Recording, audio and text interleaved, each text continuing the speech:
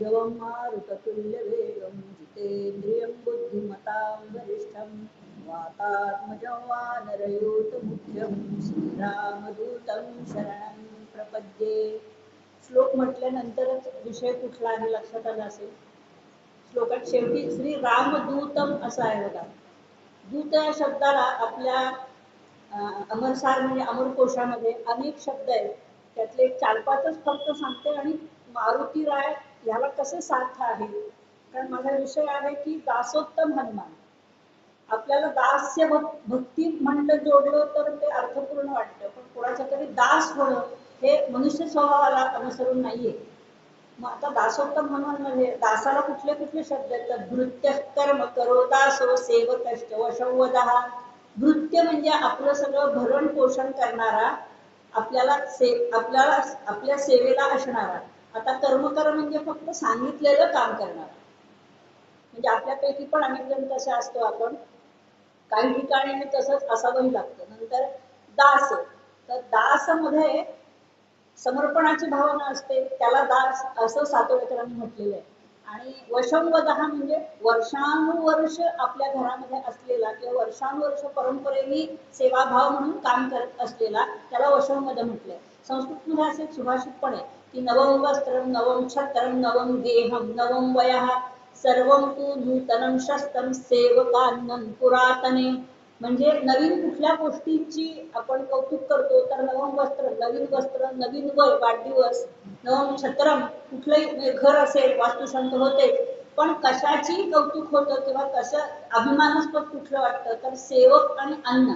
म्हणजे पूर्वीच्या काळी अगदी आत्तापर्यंत घरात जास्त माणसं असली की तांदूळ गहू वर्षाचा भरून ठेवलेला असायचा, डाळी भरून ठेवलेला असायच्या. आणि सेवक आणि अन्न, जेवढा सेवक परंपरेने 3 पिढ्या 4 पिढ्या, ते त्यालाही भूषण हवं असतं आणि आपल्यालाही भूषण हवं असतं की आपण सर्व त्याच्यावर सोपून निशंक असतो. पण हे भौतिक स्तरावरती झालं.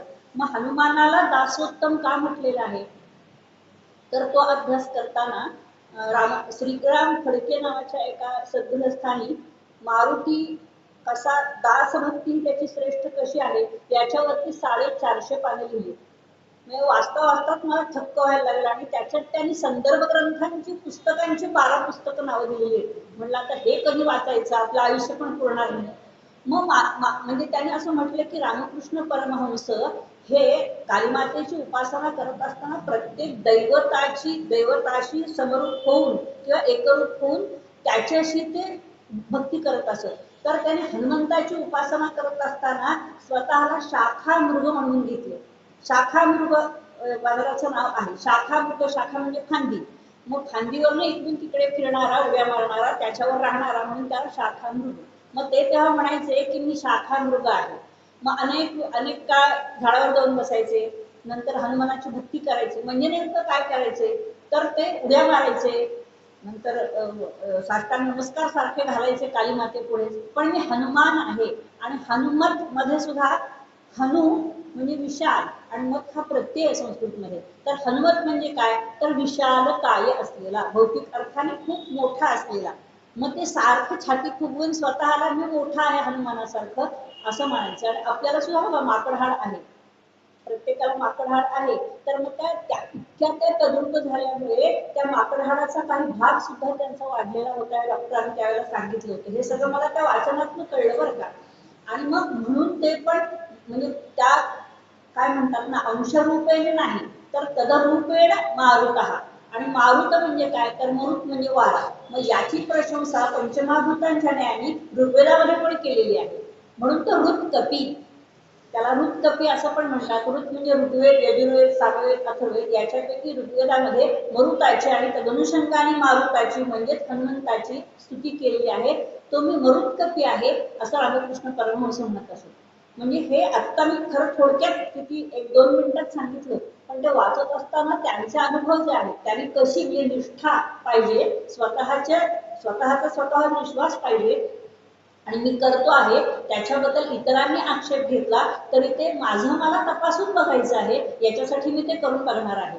मग हे व्यावहारिक दृष्टीने सुद्धा खरं म्हणजे बुद्धीला पटतं की मला अनुभव घ्यायचा नाही, इतरांच्या अनुभवाशी मी पडताळणी का करू, तर माझं मीच अनुभव घेऊन करणार.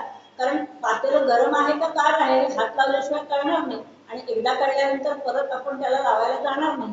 तसं ते म्हणायचं की मला माझा अनुभव घेऊन बघू दे, म्हणून ते स्वतःला मृत कपी असं म्हणून घेत असत, शाखा म्हणून घेत असत. आणि आणि मग विवेकानंदाने त्यांना विचारलं होतं की सारखे तुम्ही आता तुमचं खरं म्हणजे वय झालंय, मग सारखे अशा उड्या का मारता? तर ते म्हणाले की मी मरुत अंश आहे ना, म्हणजे हनुमतः अंश हा असं अहम अस्मी, मी मारुतीचा अंश आहे, माझ्यामध्ये आहे असं मी सिद्ध केलंय. त्यामुळे त्या नकळत उड्या मारल्या जातात. मी कुणाला दाखवण्यासाठी उड्या मारत नाही, कोणी मला काही म्हणावं म्हणून मी उड्या मारत नाही. तर मी माझ्यामधनं ते सहजपणे होतं. मग ते म्हणाले सहजता होतं, सहजपणे होतं म्हणजे काय? तर त्याने अगदी आपल्या सर्वांना पटेल असं उदाहरण दिलं. ते म्हणले की आपला श्वासोश्वास जितका सहज होतो आणि तो सहज झाला नाही तर सहजपणे माणूस पण इहलोक सोडून जातो, तितकी सहजता माझ्या वागण्या बोलण्यामध्ये असते. मग ऐहिक दृष्ट्या, पारलौकिक दृष्ट्या, आध्यात्मिक दृष्ट्या, याला समर्थाने शब्द वापरले अधिभौतिक, अधिदैविक आणि आध्यात्मिक. मग ह्या तीन दृष्टीने सुद्धा मी तदंश आहे, तस्य अंश अहम अस्मी, मी त्याचा अंश आहे असं मला जाणवतं, अशी मला प्रचिती येते, म्हणून मी असं वागतो, मी कोणासाठी तरी वागत नाही. तर तुम्हाला हे पटत नसेल तर तुम्ही त्याच्याकडे लक्ष देऊ नका. मग असं म्हटल्यानंतर ते परीक्षणात्मक बुद्धी सोडून दिली त्यांनी आणि श्रद्धाभावाने त्यांच्या प्रत्येक गोष्टीकडे विवेकानंद पण बघायला लागले.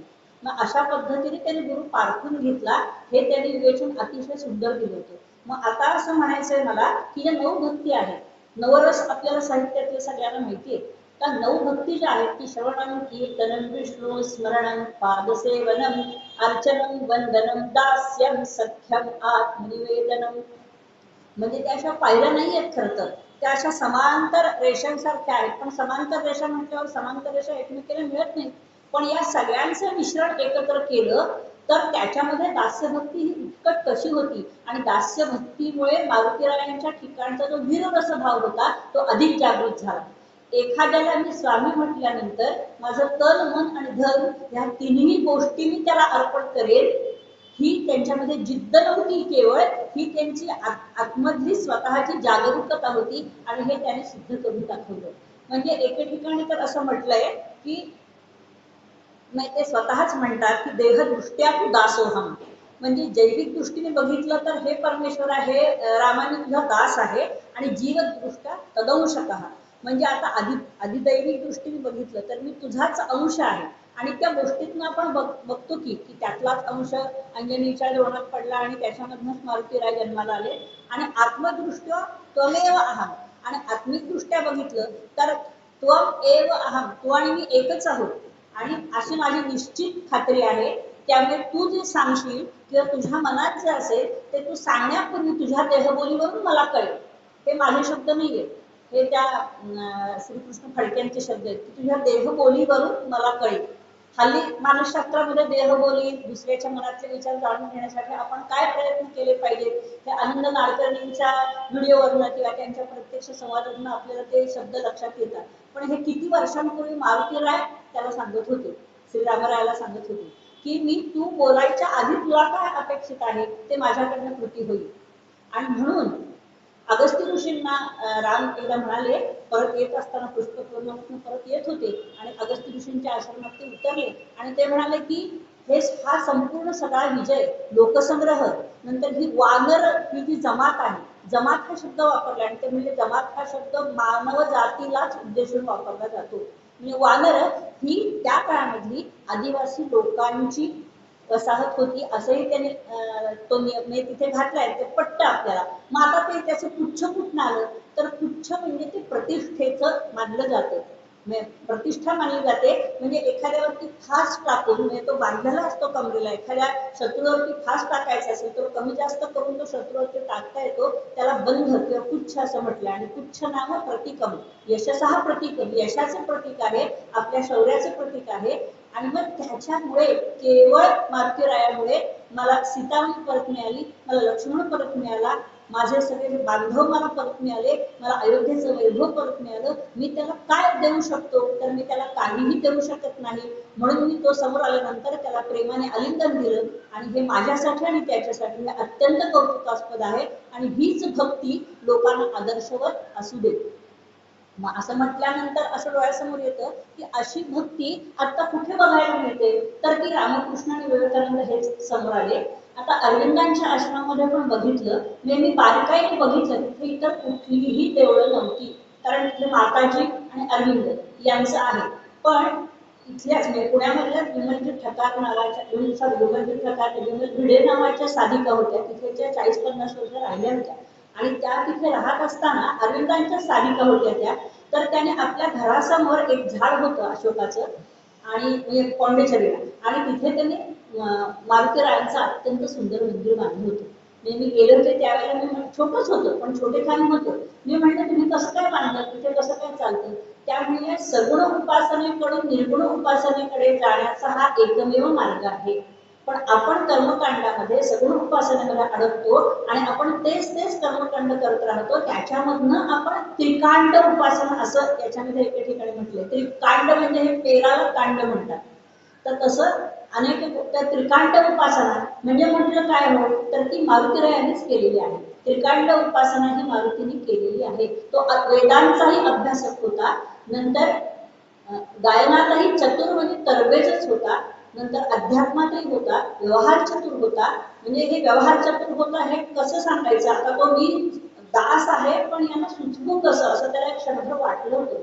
जेव्हा विभीषण यांच्याकडे आले तेव्हा लक्ष्मण विचारत होता रामाला की मी काय करू, यांना येऊ देत का नको, आपल्याकडे घ्यायचं का नाही. तर अशी शंका सुद्धा मनात आणू नका, म्हणला हा सत्वगुणी आहे.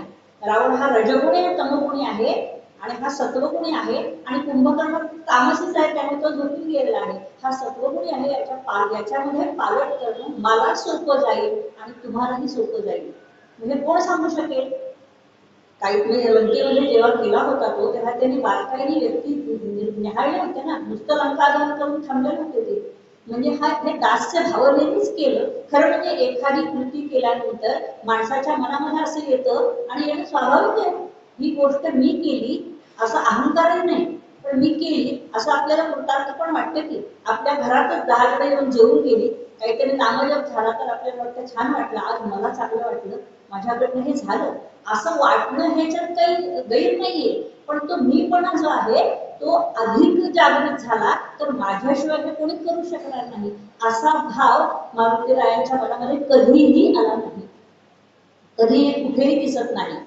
पण मला एक थोडस म्हणजे आपण मगाशी म्हटलं ना, सगुण उपासनेमधनं आपल्या निर्गुणाकडे वाटचाल करायचे, तर सगळी भारतातली जनता किंवा विश्वातली जी भावुक जनता आहे ती त्या सगुणांमध्येच अडकलेली आहे. हे नाही केलं तर काय होईल, हे मी नाही केलं तर, हे अशा पद्धतीने केलं तर काय होईल, अशा पद्धतीने नाही केलं तर काय होईल, म्हणून आपण अनुकरण करतो, अनुनय करतो. पण आपली स्वतःची प्रतिभा किंवा आपल्या स्वतःचा विचार करून आपण तो मार्ग स्वीकारत नाही आणि चोखाळत पण नाही. मार्ग स्वीकारणं आणि चोखाळणं आणि अनुकरण करणं हे खूप वेगळं आहे. मारुतीरायांनी दास्यभक्तीचा मार्ग चोखाळला होता आणि दास्यभक्तीचा मार्ग अनुकरण केला नव्हता. तो स्वतः त्यांनी पायवाट घातलेली होती आणि त्या अनुषंगाने अनेक जण गेले, ते तरले. तरले म्हणजे कसं, की नामजपामध्ये काय आहे, की अंगठीची गोष्ट किंवा सीतामाईंनी दिलेल्या हारातली गोष्ट एक एक तोडून त्यांनी टाकलं हे माहितीये. मग त्याच्यामधनं फडक्यांनी काय अर्थ काढलाय, की हा भौतिक जगामध्ये अर्थ नाही, आवश्यक आहे ते भौतिक व्यवहारासाठी आवश्यकता आपल्याला धनाची आहे, पण हेच सर्वस्व नाही. हे याच्या गोष्टीतून किती जणांनी घेतलं, हे याच्या कथानकातनं किती जणांनी घेतलं, हा प्रश्न ते विचारतात आणि त्याच्यापुढे लगेच उत्तर देतात की एखाद्याने तरी घेतलं, तोच सदविचारी झाला आणि तो संत होऊन तो आपल्याला पाऊलवाट दाखवतोय. म्हणून काही मुठभर लोक जगामध्ये अजूनही चांगल्या मार्गावरती आहेत. हे त्या ग्रंथांचं, हे त्या सगुण उपासनेकडून निर्गुण उपासनेकडे आणि व्यक्तीमधून समष्टीकडे, म्हणजे व्यक्तीपासून समष्टीकडे जाण्याचा हाच एक उत्तम मार्ग आहे, तो म्हणजे दास्यभक्ती. आता शेवट म्हणजे त्या 9 ज्या भक्ती आहेत की नाही, त्याच्यावरती पण मी सगळं एकत्र केलेलं आहे की त्या सगळ्याच्या सगळ्या त्याच्यामध्ये कशा साठलेल्या आहेत. कारण एवढी 450 पानं एकत्रित तिथं मांडायचं म्हणजे अवघड गोष्ट होती ना, आणि असं बघून मांडणं हे माझ्या तत्वामध्ये बसत नाही किंवा ते बरं वाटत नाही किंवा मजा येत नाही त्याच्यामध्ये. मग आता मारुतीराय स्वतःला असं म्हणतोय की मी दास आहे, असं म्हणणं सुद्धा चूक आहे. कारण दास हा अनुकरण करत नाही, तर तो फक्त do and die and not, म्हणजे डू अँड डाय काय विचारायचंच नाही. एक छोटस पुस्तक आहे बरं का सुधाकर प्रभूंचं, देश नसलेला माणूस. मिळालं तर अवश्य वाचा, खरी सत्य घटनेवरती आधारित आहे. देश नसलेला माणूस असं त्या पुस्तकाचं नाव आहे.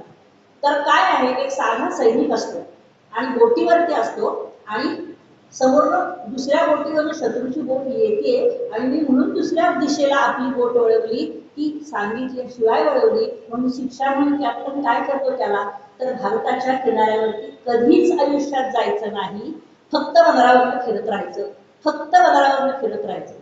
म्हणजे हे किती अवघड आहे बघा. नाही मला हे का आठवलं, मी आता तुम्हाला ते का सांगितलं, एक 2 मिनिटातच सांगितलं. पण त्यांनी स्वतःकडे मारुती रायाचं चित्र ठेवलं होतं आणि तो रोज बरोपासना करत असे, बोटीवरती सुद्धा नमस्कार घालत असे आणि मला बळ दे, शक्ती दे आणि योग्य निर्णय घेण्याची क्षमता दे. कारण ते रामाकडे मागणं मागितलं बघा, कोमळवाचा दे रे राम, विमल करणी दे रे राम, प्रसंग ओळखी दे रे राम. हे जे आहे ना ते सगळं मागणं समर्थाने मागितलेलं आहे. जसं मी मगाशी म्हटलं की रामकृष्ण परमहंस हे एक त्यांच्यातला अंश स्वतः सिद्ध करण्यासाठी मारुतीरायांची उपासना केली, तसं समर्थ रामदास स्वामी पण मारुतीरायाचे अंश आहेत असंच म्हटलं जातं. तुळशीबागेतला तुम्ही मारुती बघितला असेल तर तो हात जोडलेला आहे, म्हणजे तो दास मारुतीचा आहे, तिथे विनम्रता आहे. काही नंतर गणेश खिंडीचा जो मारुती आहे ना त्याची चपेटे मुद्रा आहे बघा, म्हणजे तो हात उगारून धावून जातो. असे मारुती आणि गणपती पुण्यामध्ये कमी नाहीये, पण दास मारुती ही जी कल्पना आहे, मग आता तिथे दास मारुतीची जी भक्ती करतात त्या लोकांमध्ये इतका उत्तमपणा असतो. म्हणजे उदाहरण सांगते, कसबा गणपतीच्या इथे मोठा बोर्ड लावलाय आणि तिथे म्हणजे उद्या हनुमान जयंती निमित्त स्पर्धा आहे म्हणून असं सहजवर लक्षात दिलं की म्हटलं असतील सूर्यनमस्काराच्या स्पर्धा असतील किंवा काही खो खो, लंगडी, चपळतेच्या असतील, काही गिर्यारोहण असेल, काही पर्वती चढणं असेल, तर चमचा लिंबू शर्यत होती. म्हटलं आता हा हनुमान काय करेल सांगा बरं. मी त्यातल्या एका विद्यार्थी होता म्हणून त्याला विचारलं हे कोणाच्या डोक्यात आलं, तर म्हणे नगरसेवकाच्या. म्हटलं निवडून आलेल्या का, हो म्हणाला. म्हणजे चमचा लिंबूच्या शर्यत बघताना वरून मारुती काय करेल रे तुम्हाला, शेपटाने सगळ्यांना उडवून लागेल की. म्हणजे ही सर्वसाधारण देखील आपण बाब लक्षात घेत नाही की आत्ताच्या काळानुसार काय करायला पाहिजे. मग असं ही जी आहे म्हणजे हे अंधारूकरणच झालं ना. आता पचेल रुचेल आणि आता काळाला अनुरूप काय आहे अशी भक्ती आपण कधी वाढवणार, हे कोणाला आणि कधी कळणार, हा प्रश्न त्याच्यामध्ये येतो. आता त्याच्या ठिकाणी ना आता मगाशी मी म्हटलं की वानर ही एक जमात आहे आणि जमात हा शब्द फक्त माणसाच्या गटाला वापरला जातो, आदिवासींची जमात असा. तर हा त्याच्यामध्ये काय कुठले कुठले गुण होते, म्हणजे अंगदाच्या ठिकाणी होते, मारुतीच्या ठिकाणी होते, सुग्रीवाच्या ठिकाणी होते, वालीच्या ठिकाणी पण होते. मग ही कपी आणि असं त्याच्यात त्यांनी लिहिलंय की ही कधी कधी कपिवेश कपी असणारी वानर ही जमात कधी कधी मानव वेश धारण करून मानवी भाषेमध्ये देखील संभाषण करत असत. आणि कोणाकोणाशी त्याने कसं संभाषण केलेलं आहे, तर भरताशी केलेलं आहे, आणखीन रावणाशी केलेलं आहे. रावण सुद्धा रामाला नाही पण हनुमानाला किंचित घाबरत असे आणि त्याचं शौर्य, पराक्रम आणि निष्ठा आणि भक्ती याचं उदाहरण म्हणण्यापेक्षा याचं वर्णन तो आपल्या समुदायापुढे करत असे. घाबरत का विना पण करत असे. अनेक जण म्हणत असत की तुम्ही एवढे पराक्रमात उदाहरण तुमच्यासमोर आमच्यासमोर तुमचं असताना तुम्ही ह्याला का घाबरता, नाही ते प्रकरणच वेगळं आहे. असं हे एक शब्द तो शब्द वापरलेला मला आवडला, म्हणजे त्यांनी त्या काळामध्ये सुद्धा फडक्यांनी खूप छान वर्णन केलं होतं. तर ह्या मारुतीच्या ठिकाणी कुठले कुठले गोष्टी आहेत बघा. पंचमहाभूतांच्या दृष्टीने वर्णन केलं तर तेज आपल्या डोळ्याला दिसतं. आपण बघा आपल्याला म्हणतो की याच्या डोळ्यात तेज आहे, हा बुद्धिमत्तेचे तेज आहे किंवा डोळ्यामध्ये तेज आहे, आणि तेज आणि वारा मात्र दिसत नाही.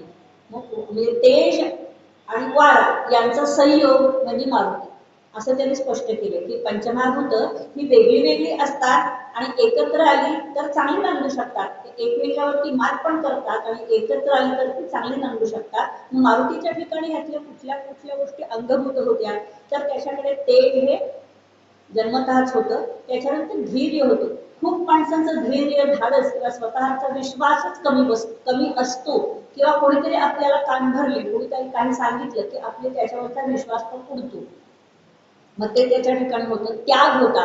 त्याग ही गोष्ट अनेकांच्या ठिकाणी असते, पण त्याला सीमारेषा असते. काही मर्यादेपर्यंतच मनुष्य त्याग करतो आणि संपूर्ण त्याग म्हणजेच यज्ञ. यज्ञ ही संकल्पना ही संपूर्ण त्यागावर आधारित आहे, असं फडक्याने त्याच्यात निवेदन केलेलं आहे. त्याच्यानंतर यश. यश मिळाल्यानंतर माणूस 4 अंगळ वरती सरकतो, पण हा संपूर्णपणे त्याच्याशी नतमस्तकच होता, म्हणून कितीही यश मिळालं तरी तो रामाच्या पायाशीच आहे. त्याच्यानंतर दक्षता. कायम दक्ष असलेला लक्ष्मण एक वनवासामध्ये आणि मारुती हे दोघं जण कायम दक्ष होते, म्हणून भरपूर यश रामाला मिळवता आलं. त्याच्यानंतर सामर्थ्य हे कशा प्रकारचं होतं मारुतीकडे, तर शारीरिक होतं, मानसिक होतं, आध्यात्मिक होतं आणि आत्मिक होतं. या 4 प्रकारचं सामर्थ्य त्याच्याकडे होतं. त्यातल्या 4 प्रकारच्या सामर्थ्य माणसाने कसं मिळवलं पाहिजे, शारीरिक सामर्थ्यासाठी काय गोष्टी कराव्यात आणि काय गोष्टी करू नये. त्याच्यानंतर आत्मिक सामर्थ्यासाठी स्वतःवर संयम हवा. ज्याने मन जिंकलं असेल त्याला कुठलीही गोष्ट जमू शकते. अगदी चोराला सुद्धा मनावरती संयम ठेवावा लागतो. आपल्याकडे कोणी बघते का असं बघत, पण ती गोष्ट कौशल्याने करत असताना मनाचं संयमन चांगल्या गोष्टीसाठी सुद्धा लागतं आणि वाईट गोष्टीसाठी सुद्धा लागतं. तर ती गोष्ट कुठली करायची ते बुद्धी ठरवते आणि मन चंचल असतं, पण त्याच्यावरती संयम करणं हे मारुतीकडनं शिकायचं असतं. त्याच्यानंतर विनय. आता हा संस्कृत शब्द खूप छान आहे. निनय धातूचा अर्थ आहे नेणे आणि वि हा उपसर्ग आहे. मग विनय म्हणजे सहजपणे आपण एखाद्या पुढे नतमस्तक होतो बघा, सांगायला लागत नाही. नाहीतर घरामध्ये सुद्धा मोठे आहेत, पण पटकन नमस्कार करावासा वाटत नाही. याला काही ताणेबाणे असू शकतात, पण सहजपणे ज्याच्या पुढे एखाद्या पुढे झुकणं हे मारुतीरायापुढे रामाच्या बाबतीमध्ये होतं. त्याच्यानंतर पराक्रम हा सुद्धा म्हणजे भौतिक पराक्रम तर होता, अद्भुत हा जो रस आहे ना साहित्यातला, तो सुंदरकांडामध्ये वर्णन करताना अद्भुत रसाची जवळजवळ 100 पाने फक्त मारुतीवरती वर्णन केले. पराक्रमाचं वर्णन आहे आणि अद्भुत रसच त्याच्यामध्ये वापरलेला आहे. म्हणजे एकाने रामायणावरती पीएचडी केले, त्याच्यामध्ये ते नोटडाऊन पण केले की पराक्रमाचं वर्णन करताना आणि अद्भुत रस हा जो आहे 9 रसांमधला, तर त्याचं वर्णन करत असताना मारुतीरायाच्या पराक्रमाचं वर्णन म्हणजेच अद्भुत रसाचं वर्णन आतापर्यंत कुठल्याही साहित्यात बघितलं गेलं नाही. आणि तुलसीदासांनी पण त्यांच्या ह्याच्यामध्ये फार सुंदर वर्णन केलेलं आहे. त्याच्यानंतर द्युती म्हणजे तेज. पण आकाशात कसं पटकन वीज चमकून जाते, तसं आपल्या मनामध्ये एखादा विचार लहकन आला की कुणी सांगायच्या आतच आपण ती वेगवान म्हणजे क्षणार्धात पण आपण म्हणतो की हे कसं काय मी केलं मला माहित नाही. मग ती द्युती म्हणजेच क्षणार्धात तेजयुक्त कृती ही पण मारुतीच्या ठिकाणी होती.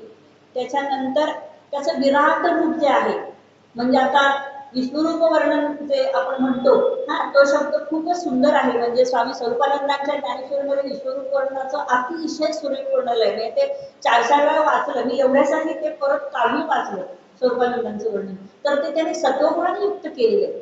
म्हणजे विराट तर सत्वगुण, रजोगुण आणि तमगुण हे 3 गुण आहेत. तर प्रत्येकाची प्रकृती म्हणजे स्वभाव धर्म असेल त्याप्रमाणे ते त्याला दिसतं किंवा ते त्याला आकळतं. मग आता हे विराट रूप कसं आहे, तर ज्याची जशी मला भीती वाटत असेल तर मी भीतीने गांभून जाणार किंवा गाठून जाणार. नंतर विराट रूप बघून मला आश्चर्य वाटत असेल तर तो आश्चर्ययुक्त भाव माझ्या मनामध्ये येणार. त्याच्यानंतर आचार्य शक्ती होती, म्हणजे मनशक्ती तर त्याची अफाट होतीच, पण शारीरिक शक्तीला सुद्धा तोड कोणाशीही नव्हती. त्याच्यानंतर निष्काम कर्म हे त्याच्याकडून शिका, असं त्याच्यात उदाहरणं खूप दिलेत बरं का. ते श्रीकृष्ण फडक्याने निष्काम कर्म हे मारुतीरायाकडनं शिका.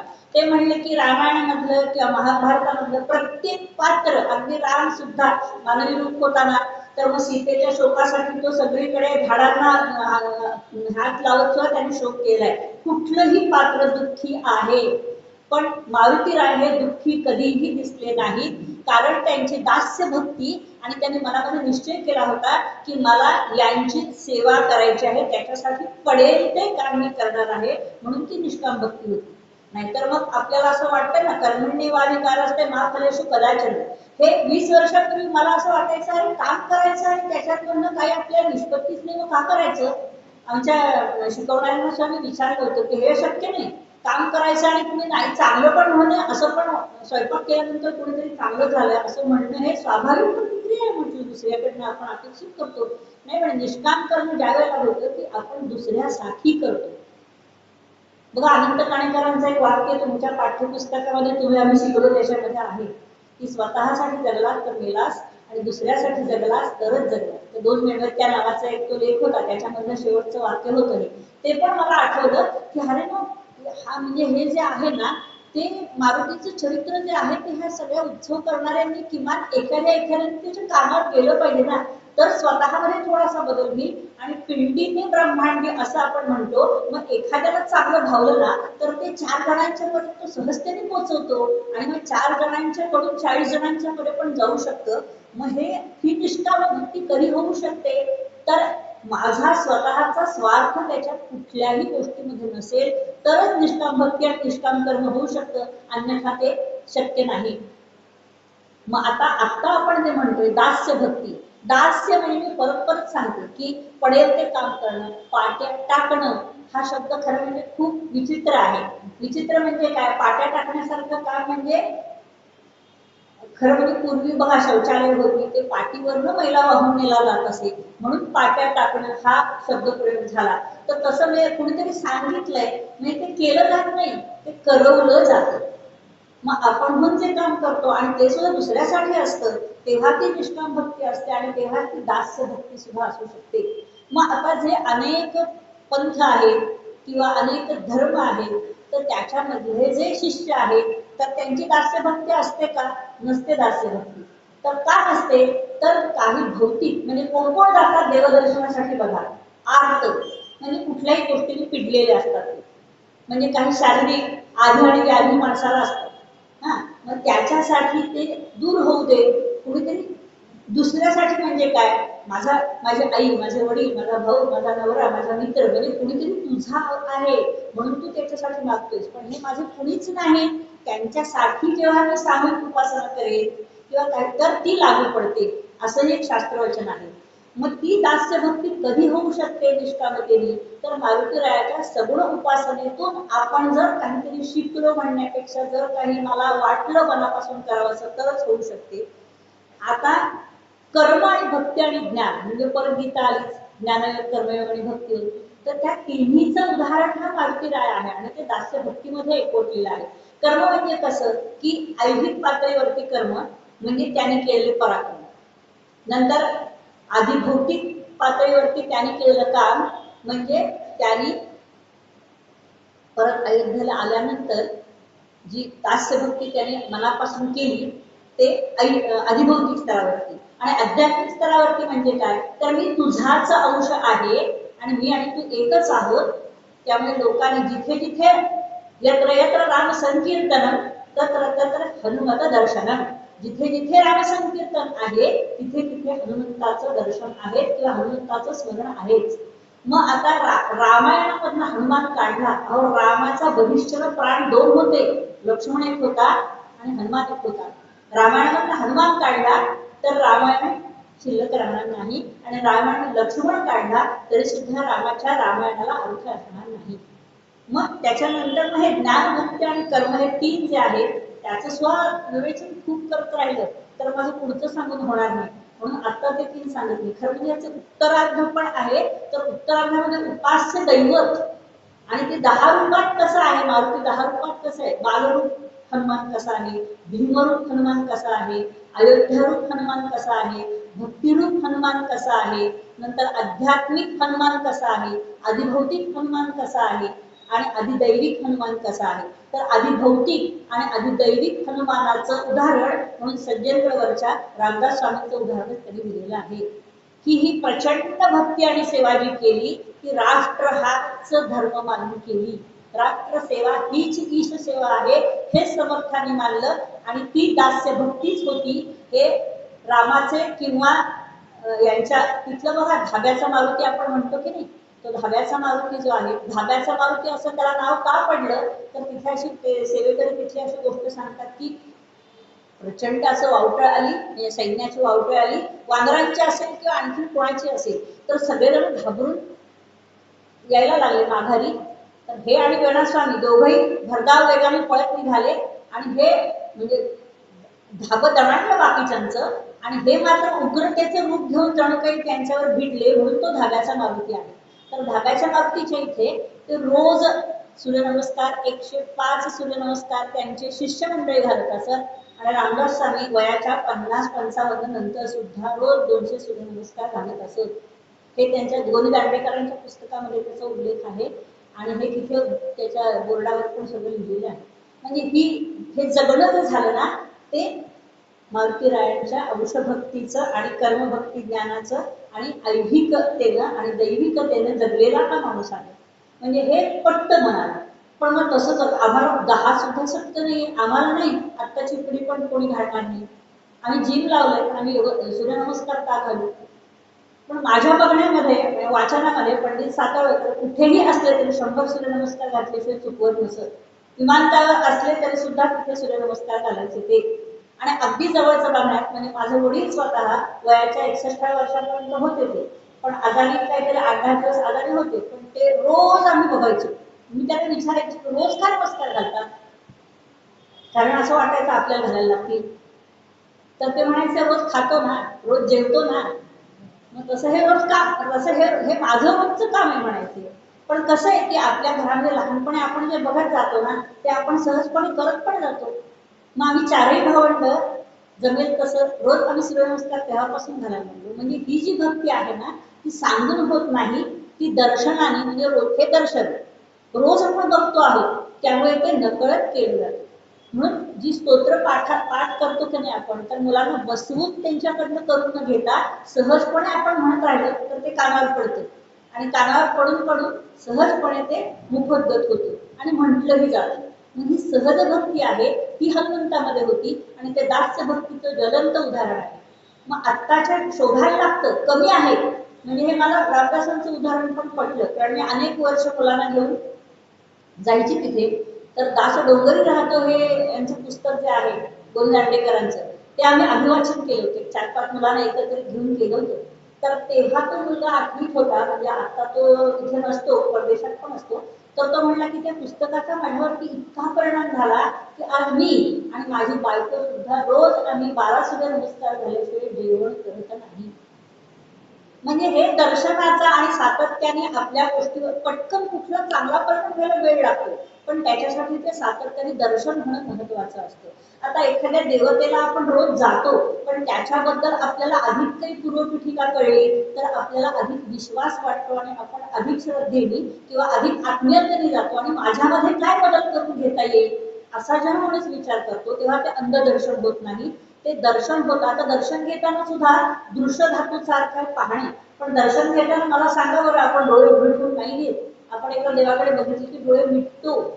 मग हनुमानाचं दर्शन हे दास्य भक्तीचं उत्तम उदाहरण आहे. म्हणजे हनुमानाचं दर्शन म्हणजे आपण हनुमानाचं घेतलेलं दर्शन नव्हे, हनुमानाने राम सीता लक्ष्मणांचं घेतलेलं दर्शन. त्याचे डोळे किंवा त्याची मान ही त्यांच्याकडे कधीही ताठ नसायची, कायम झुकलेली असायची, ती दास्य भावानेच झुकलेली असायची. आणि हनुमानाचा लोकसंग्रह पण अफाट होता. प्रचंड वानर सेना, आणि मगाशीच मी म्हटलं, कारण ते एकदा आपण घेतलं गृहीत की वानर ही एक मानवी जमात होती. प्रचंड लोकसंग्रह.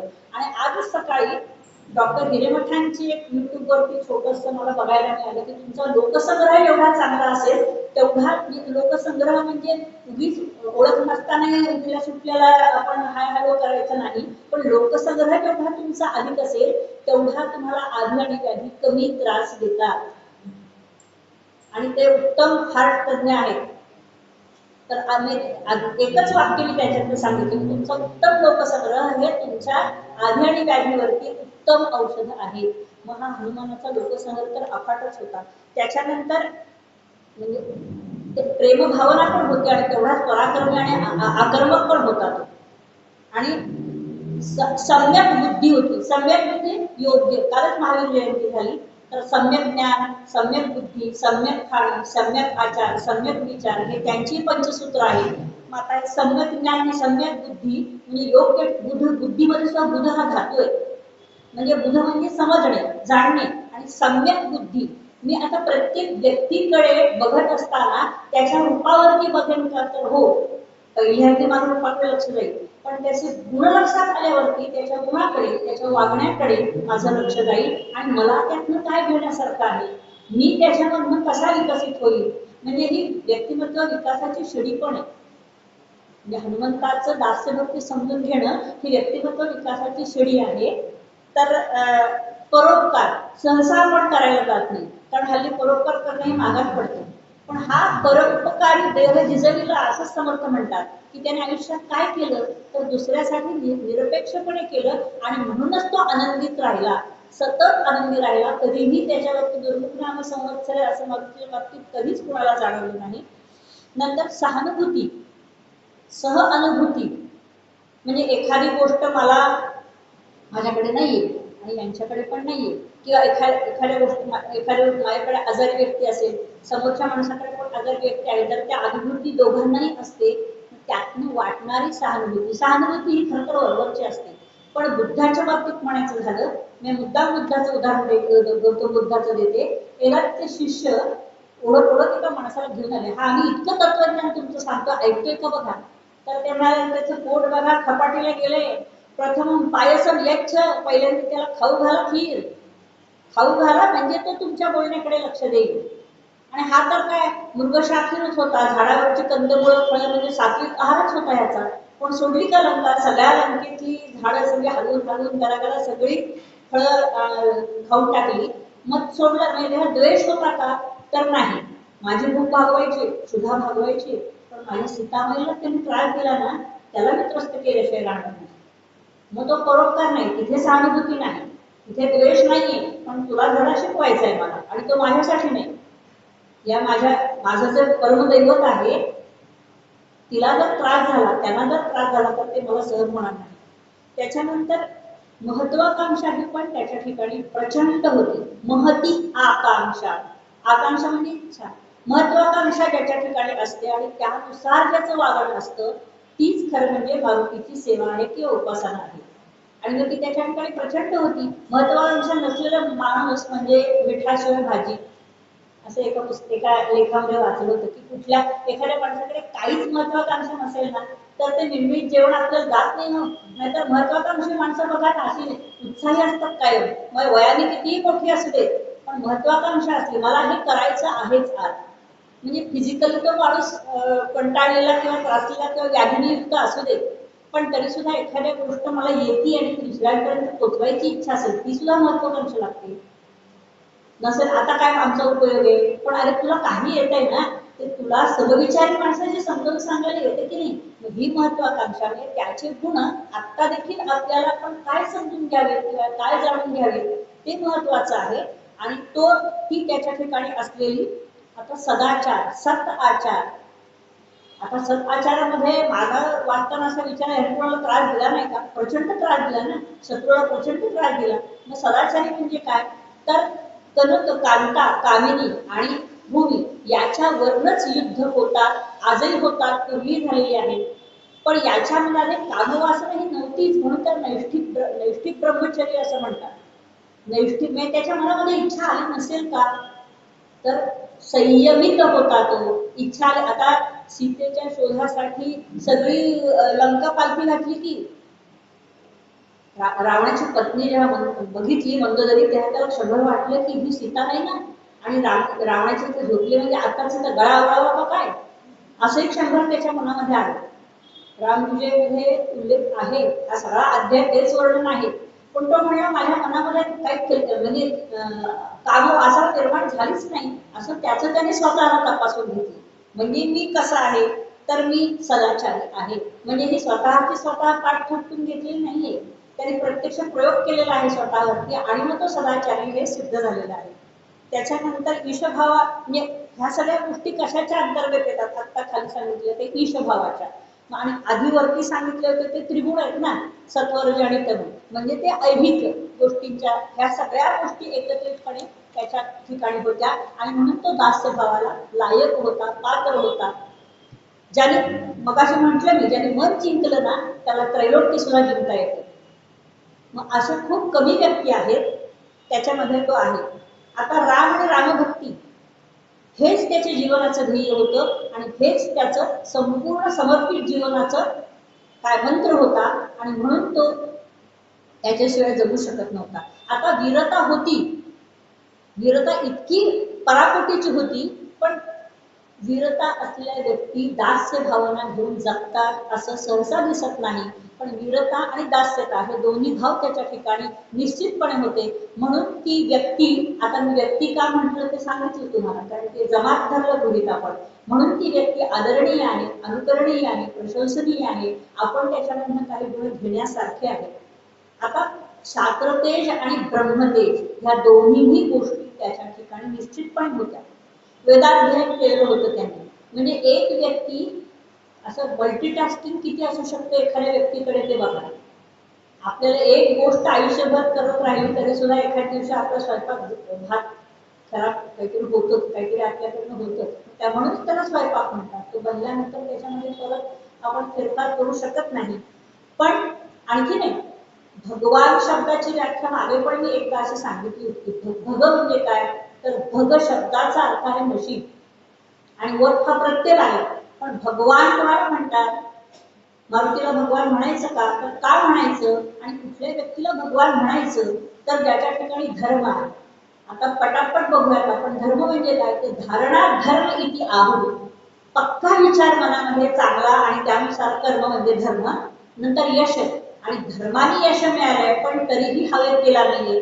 श्री म्हणजे ऐहिक संपत्ती ही ज्याच्याकडे आहे. ज्ञान, ज्ञान म्हणजे फक्त माहिती नाही, ज्ञान म्हणजे समजलंय आणि त्यानुसार मी वागतोय. त्याच्यानंतर वैराग्य म्हणजे विरक्तता.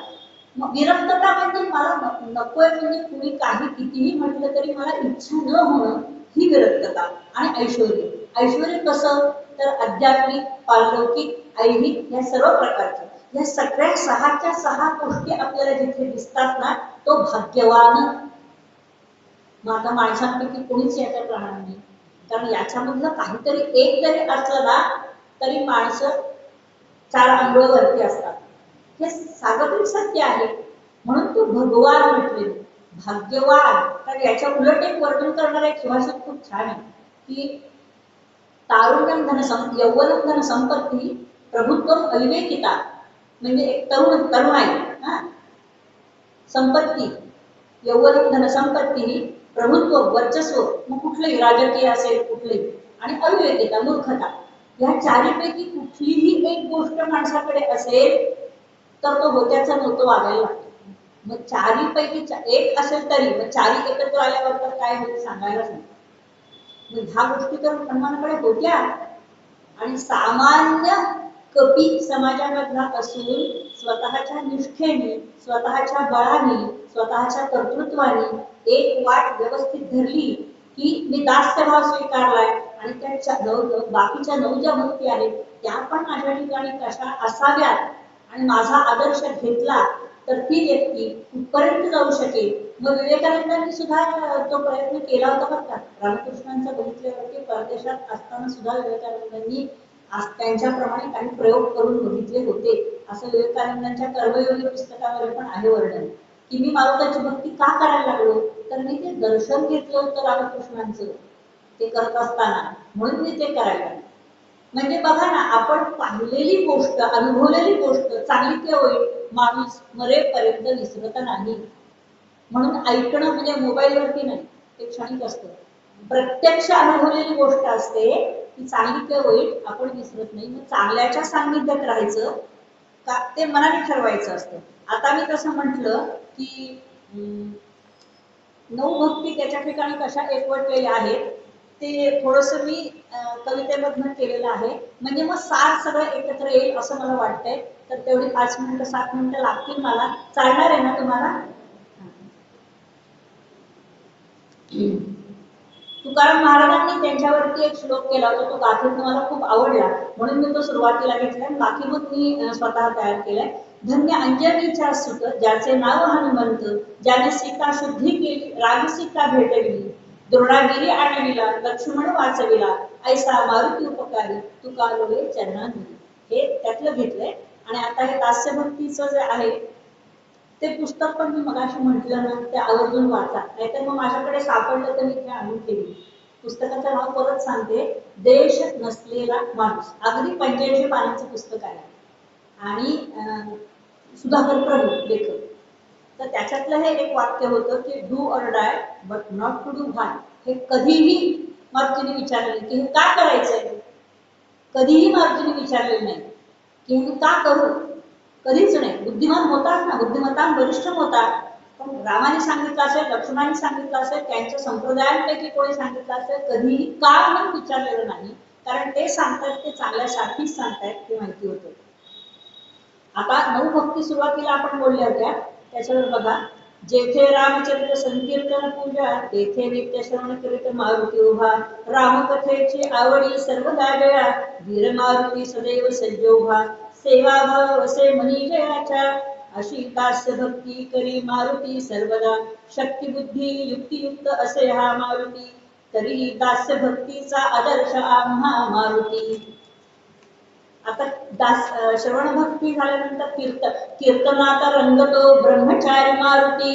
कीर्तनात रंगतो ब्रह्मचारी मारुती, गायनात वादनात पारंगत मारुती. गायनात वादनात पारंगत मारुती. वीररस प्रधान कथा रंगुनि जन ऐकती, दास मारुती परिनम्र होई रामाप्रती. जाता येता शयन करिता जागृती तही, मुखी नाम ज्याच्या राम हेची हृदयी. करुदग्ध लंका लंकापती संकले, दागन मुद्रिका राम दारा संतोष दिले. दारा हा शब्द संस्कृतमध्ये पत्नी अर्थाने वापरतात, म्हणून ते वृत्तात बसण्याकरता रामदारा असं बोलतात. स्वामी माझा राम प्रभो तू दासनी तो तुझा प्रभो, अनन्य शरण तुला नित्य स्वामी माझा माझा वरेण्य तू. ही झाली कीर्तन भक्ती. त्याच्यानंतर स्मरण भक्ती पण त्याच्या ठिकाणी कशी होती बघा. स्मरणात हि राम नाम क्षणे कनमी विसरतो, जेथ नाही राम नाम व्यर्थ हि जग भासते. रत्नमाला जानकीने उपहार रूपे मत दिली, त्यात नाही राम जाण टाकली भुवरी खरी. रामाविना आराम नाही क्षणभरी मज जीवनी, जिव्हेवरी वाचेवरी रसनेवरी प्रभु राम हो. निद्रेतही स्वप्नातही जागेपणातही राम हो. राम घ्याता मानसिमित आराम वाटे या जीवा. संस्कृतमध्ये आराम हा शब्द बागेला सुद्धा आहे बरं का. उपवन वन आणि बाग याला पण आराम शब्द आहे. आता चौथी भक्ती पादसेवन कशी होती त्याच्यामध्ये बघा. पाद्यपूजा श्री प्रभूची नित्य जो करी आजटी, भासती मारुती हा ब्रह्मचारी श्रेष्ठ भक्त ठरे जगी. पाऊले नितही प्रभूची आधार देती जीवना, रामपदी आराम भक्ता जीवनी सुखावतो. आता अर्चना भक्ती पण त्याच्याकडे कशी होती. अर्चितो म्हणे नित्य रामा, त्याविना मन शांतना. पूजितो जो भक्ती भावे संतोष चित्ती त्या सदा. कर्मजे करितो सजगती, भावपूर्ण ही कामजे. अर्पणा समर्पणाने अर्चनानित सार्थ हो. आता वंदन भक्ती बघा. वंदितो तनुमनाने वंदितो जो तनुमनाने, शक्तीने अन जो धनाने. कर्मभक्ती ज्ञानसारे वंदनातची सार्थ हो. सर्व जीवन वेचलेसे स्वामिनिष्ठा धन्य हो. अर्चनेने वंदनाने भासती जगी मारुती जगी धन्य हो. आता आपण दास्य हाच घेतलाय त्याचा आजचा, म्हणून दास्य भक्ती त्याच्याकडे कशी होती बघा. तो शब्द मला पाडव्याच्या दिवशीच मी हे केलं आणि दारात गुढी उभी केली ती, त्यामुळे तो शब्द सुचला मला. दास्य भक्तीची गुढी तू दाविली जगतासरे, दास्य भक्तीची गुढी तू दाविली जगतासरे. वीर शूर धाडसी परी दास्य भक्ती शिरोमणी. ज्ञान सारे बुद्धी सारी भक्ती मुक्ती ही ती असे, यावरी परी दास्य भक्तही मनी तुझ्या ठाण दे. वीर मारुती प्रेरणा हो, दास्य मारुती नम्रता. रामा पुढे कर जोडून हा नम्रतेने नित उभा. चपळता वाऱ्या परी तव बुद्धिमान ही श्रेष्ठ तू. संयमाचा मेरुमणी तू रामदूता तुझा नमो. भक्तीची जी आवडी हो देई मजसी मारुते. कर्म प्रांजळ नेमके ते बुद्धी मजसी देई हो. विश्वचालक जो नियंता विश्वव्यापक जो हरी. तरी सुदर्शन शंख ज्याच्या उपदिशतो पार्था प्रती. त्या परी संवाद नाही श्रीराम मारुती आतला एक भक्त मी देव ऐसा द्वैत भाव विना इथे. मी भक्त आहे आणि तू देव आहेस असा द्वैत सुद्धा तिथे नाही. कारण तो म्हणतो ना तुझा अंश म्हणजे मी नाही, नाही तू म्हणजेच मी. ऋण तुझे रे ना फिटे प्रभू राम तुझला बोलती. भक्तामुळे प्रभू श्रेष्ठ हो जगी हेच तुझला सांगती. ऋण तुझे रे ना फिटे प्रभू राम तुझला बोलती. भक्तामुळे प्रभू श्रेष्ठ हो जगी हेच तुझला सांगती. आता सख्य भक्तीमध्ये पण दास्य भक्ती कशी आहे बघा. सख्य सांगे मित्रतानी भेद अद्वैतना ते पांडुरंग पंढरीचा भक्त ही जगी हो उठे. सख्य दो हो तिलकमते संवेदना हो जया. या परी प्रभु राम जगती श्रेष्ठ पदवी हो जया. दास त्यांचा असून तू रे सख्य ही जडले जीवा. भेटती बघता क्षणैकची पारणे फिटते पहा. धरुणी दृढ तुझ बाहू मध्ये आली भीती प्रभु रे तुला. हनुमान जगती श्रेष्ठ बारे समर्पणा तव जीवनीती. सहजी समर्पण होत नाही. अरविंदांनी एक शब्द खूप सुंदर वापरलाय. सबलिमेशन हा शब्द आहे तो समर्पणाच्या सुद्धा पलीकडे आहे. म्हणजे आपण जेव्हा नतमस्तक होतो व्यक्तीसमोर असो किंवा नसो तेव्हा आपल्या डोळ्यामधनं असं गळत किंवा न गळत आपलं आपण संपूर्ण अर्पण केले ही भावना जी आहे ती मारुतीच्या ठिकाणी आहे. हनुमान जगती श्रेष्ठ बारे समर्पणात जीवनी जी भावते हृदयांतरी. भक्ती निर्मित कर्म करिसी ज्ञानी अंशुर वीर तू.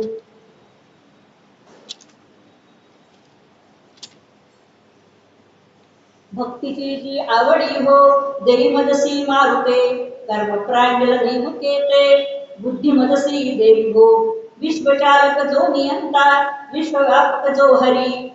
करी सुदर्शन शंखराच्या उपदिशतो पार्था करी. न विधाया भक्तिचार्या एक सूत्री गुंफुनी. आधी व्याधी अल्पोपाधी यावरी संजीवनी. मारुती तव नाम घेता चित्ती येणव प्रेरणा. जीवनाला गती येते गतीतही प्रगती घडे. हे गती प्रगती या शीर्षकाचं प्रवीण दवड्यांचं पुस्तक वाचलं की जोपर्यंत आपण गती आहे म्हणजे श्वासोश्वास करतो ही गतीच आहे ना. मग गतीमध्ये प्रगती असते आणि जो थांबला तो संपला. तर त्या पुस्तकाचं शीर्षक आठवलं मला ह्यावेळेला की तो गतिवान आहे आणि म्हणून गती असतानाच प्रगती होते. शक्ती बुद्धी ज्ञान भाषा कर्म प्रेरक तू जगा. नवधा भक्तीत तू रंगुनी जली सर्वदा. अर्पणाची नित्य इच्छा दास्यतेचा भावही. करून सारे कार्य तरीही बाध्य बाधक तू नसे. हीच वृत्ती दास्य भक्ती श्रेष्ठ जगती दावितो. हीच वृत्ती दास्य भक्ती श्रेष्ठ जगती दावतो. आणि सुरुवातीला म्हटला होता ना तोच एक श्लोक. आणखीन एक मला वाटतं महादेवाने प्रत्यक्ष वर्णन करताना पार्वतीला असं म्हटलंय की कंदर्प कोटी लावण्यम सर्व विद्या विशारद. म्हणजे कंदर्प म्हणजे मदन किंवा रती. तर त्या कोटी म्हणजे प्रकार म्हणजे अनेक सुंदरतेच्या मूर्ती एकत्र केल्या आणि त्यांचं लावण्य एकत्र घेतलं आणि सर्व विद्या विशारद ही दोन विशेषण महादेवाने हनुमंताला वापरले. म्हणजे तेवढी श्रेष्ठता आहे बघा त्यांची. आणि याचं वर्णन परत 10 पानं केलं. म्हणजे ती मला अभ्यासकांचीच अशी नवल वाटतं. म्हणजे तो एक आश्चर्यकारक धक्काच असतो. अरे आपलं आयुष्य किती आणि आपण म्हणतो आता काय करायचंय. माझ्या एका मैत्रीण मला म्हणाली की हो तू अजूनही वाचतेस. अरे म्हटलं आता अजूनही वाचतेस म्हणजे अजून जेवतो की खातो की. मग सारी लिहिण्याचा प्रकार इतके केले लोकांनी तर आपल्याला साधं वाचून कुरिअरचं काम करून 4 लोकांपर्यंत थोडंसं पोहोचवता येईल तेवढं पोहोचवायला काय हरकत आहे. असा भाव मनात आणून म्हणजे असा विचार करून मांडलं ना याला सुद्धा थोडासा मला वेळ लागला. पण हा उत्तरार्ध जो आहे ना तो खूप सुंदर आहे. तुम्ही पुढच्या भागात नक्की सांगेल. त्या उत्तरार्धाची काय आहे ते फक्त सांगून ठेवते की उत्तरार्धामध्ये असं सांगितलंय की हनुमंताची उपासना मग तो 10 रूपामध्ये आहे वेगवेगळ्या. बालरूपात आहे त्याच्यापासून तो अधिभौतिक आध्यात्मिक अधिदैविक रूपात कसा आहे असं उत्तरार्धामध्ये जवळजवळ 600 पानांवरती सांगितलेलं आहे. पण माझ्याकडे आपलं बापड्याकडे 50 पानं लिहिलेली आहेत. मी माझं त्यातलं ऐकून पण ते आपण पुढच्या वेळेला नक्की बघू आणि मग ती खऱ्या अर्थाने मारुतीची उपासना किंवा त्या रामश्रेष्ठाची उपासना आपल्याकडनं ऐकून आणि माझ्याकडनं सांगून होईल. आणि जेवढं समर्थ म्हणतात की म्हणजे वक्त्याला महत्व आहे त्याच्यामध्ये 100 पट श्रोत्याला महत्व आहे की श्रोतेण वक्ता नव्हे, म्हणजे श्रोता आहे पण दैवी अधिष्ठान आहे. हा शब्द किती सुंदर आहे बघा की श्रोता आपल्या पुढे असणं हे एक दैवी अधिष्ठान आहे. अधिष्ठान हा शब्दाचा अर्थ आहे पक्का पाया. हवेत कोणी बोलू शकेल का हो? नाहीतर मी आपली सांगते आणि आरंडमच वाटेल ना, दुःख काय किंवा हास्य काय. कोणीतरी सांगायला आणि ऐकायला असणं हे दैवी अधिष्ठानच आहे. हा पण शब्द मला खूप भावला आणि तो आता आठवला म्हणून तुमच्यापर्यंत पोहोचवला. जे काही घेऊन असेल ते माझ्याकडनं राहून गेले, कारण तो विचार सगळा एकत्रित करून पोहोचवताना असं वाचण्यात मजा नसते, म्हणून मी समोर काही जास्त ठेवलं नव्हतं. फक्त एवढे मुद्दे आले पाहिजे. आपण उत्तरार्ध अगदी निश्चित बघूया पुढच्या वेळेला. तोपर्यंत म्हणजे माझ्याही स्मरणातून जाणार नाही आणि तुमच्याही स्मरणातून जाऊ नये उत्तरार्ध हा. आपण त्याच्यात उद्या तुम्ही परत ऐकालच, पण थोडंसं वेगळं असू शकतं, कारण व्यक्ती तितक्या प्रकृती असतात, प्रत्येकाची सांगण्याची पद्धत वेगळी असते. पण म्हणून विसंगत कोणी सांगत नाही, कारण इथे राजकारण नाही.